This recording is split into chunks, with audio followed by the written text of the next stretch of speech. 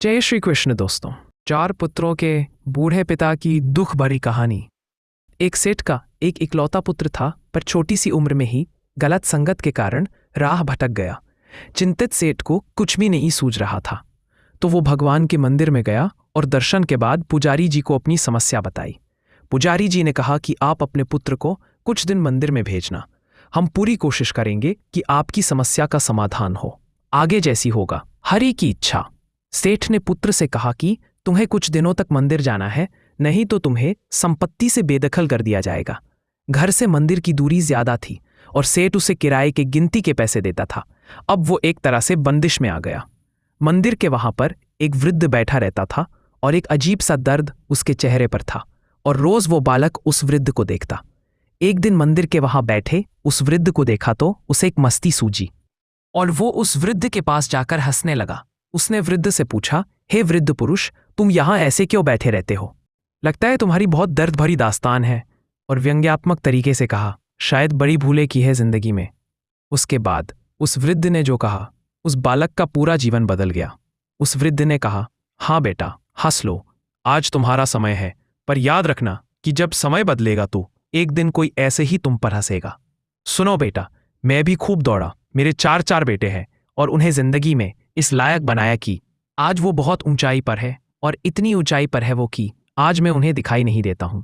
और मेरी सबसे बड़ी भूल ये रही कि मैंने अपने बारे में कुछ भी ना सोचा, अपने इन अंतिम दिनों के लिए कुछ धन अपने लिए बचाकर ना रखा। इसलिए आज मैं एक पराधीनता का जीवन जी रहा हूं, पर मुझे तो अब इस मुरलीधर ने संभाल लिया। यहां तो पराधीन हुआ हूं, किंतु डर ये है कहीं आगे जाकर भी पराधीन ना हो जाऊं। बालक को उन शब्दों ने झकझोर कर रख दिया। बालक, मैंने जो अपराध किया है उसके लिए मुझे क्षमा करना है देव, पर हे देव, आपने कहा कि आगे जाकर पराधीन न रहूं, ये मेरी कुछ समझ में ना आया।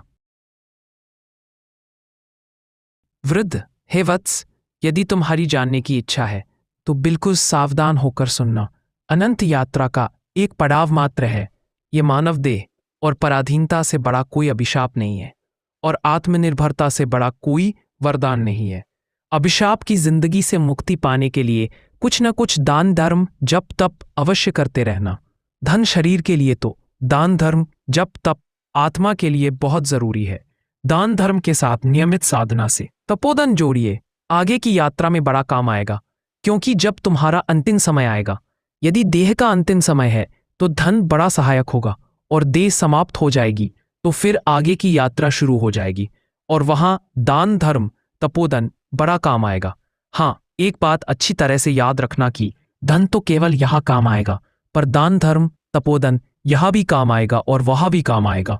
और यदि तुम पराधीन हो गए तो तुम्हारा साथ देने वाला कोई ना होगा। उसके बाद उस बालक का पूरा जीवन बदल गया। तो मित्रों, वीडियो में सुनाई गई पुण्य तपोबल की कथा आपको कैसी लगी, हमें कमेंट बॉक्स में लिखकर जरूर बताइए।